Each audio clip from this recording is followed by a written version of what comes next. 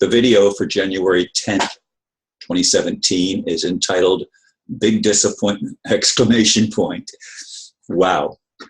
I had thought I would finally be able to move into a subsidized apartment and give my son back his place. He has graciously allowed me to stay here for 11 months already. Well, the appointment was merely to inform me that I am now number 5 on the list to get my own place. Another appointment to fill out additional forms is scheduled for next week. Anyway, while it is true that we love and want the best for each other, our lifestyles are very different, as I've said before. Anyway, it might still take up to 3 months before a place is ready. Since it depends on people dying, there is never any guarantee. I just feel bad that this is now further delayed. Please pray that this will work out. Oh, and my potential move to another state is on hold for now, waiting to see what happens here.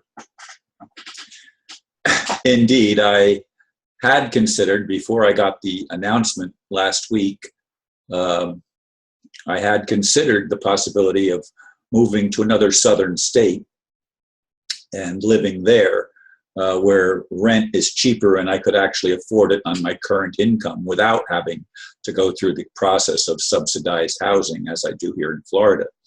But then, of course, I got the notice that I had an appointment, and I thought it was, wow, I finally made it to the top of the list, and I'm going to get my own place and be able to move very soon. Well, it was a big disappointment when I went in there and waited for a while, and the lady came out with paperwork and stuff, and I said, so when do I get to move in? And she says, well, you're number 5 on the list, you know.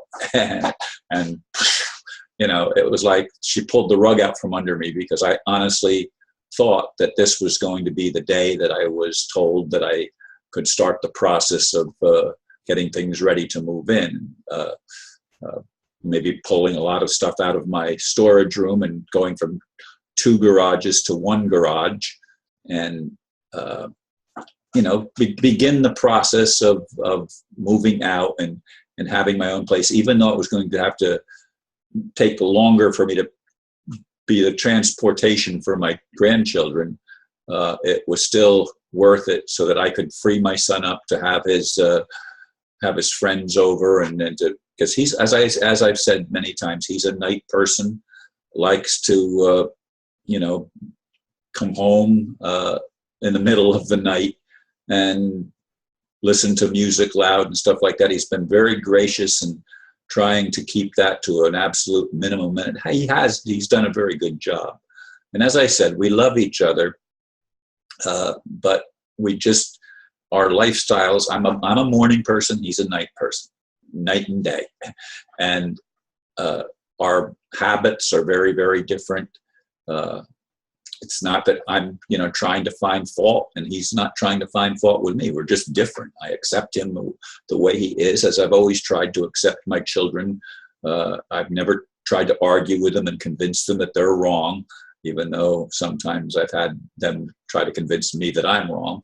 But in any case, this was a big disappointment, and I'm not going to make this a long video. It's going to be a really, really short video. I just wanted to update everyone, because I was, you know, I wanted to keep it to myself till I knew for sure, and now I know for sure that it isn't happening right now. There's going to be a delay, and I don't know how long that delay is going to be.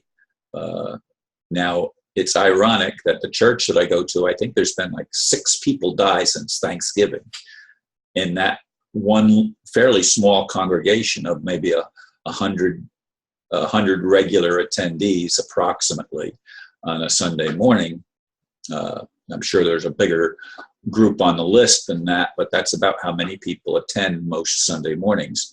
In any case, I don't know how long it's going to take, but I would appreciate that that prayers and I hope that everything falls in place and enables this transition to take place as quickly as it possibly can, because it would be better for, as I said, for both me and for my son. So anyway, thank you for listening and bearing with me on this, and namaste.